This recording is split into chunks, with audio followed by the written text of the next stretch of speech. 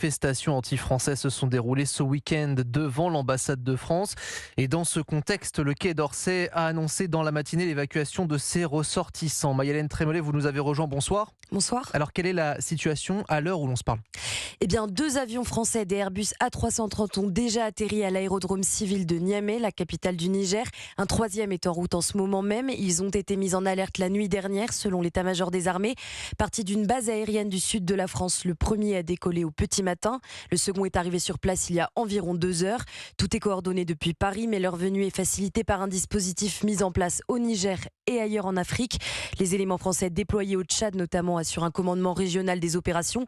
L'objectif, c'est de faciliter le départ des Français et des Européens qui souhaitent quitter le pays, puisque depuis dimanche, leur sécurité semble compromise et qu'ils ne peuvent pas partir d'eux-mêmes, l'espace aérien étant fermé depuis une semaine. Ils doivent donc se rendre par leurs propres moyens à l'aérodrome où ils sont accueillis par une 50aine de militaires mobilisés et embarqués à bord des avions mis à disposition par la France. Toujours selon l'état-major des armées, la durée de l'opération dépendra du rythme des départs. Ils sont quelques 600 ressortissants français sur place, sans compter les Européens qui peuvent également voyager à bord des avions français. À la mi-journée, ils étaient déjà une centaine à attendre leur vol.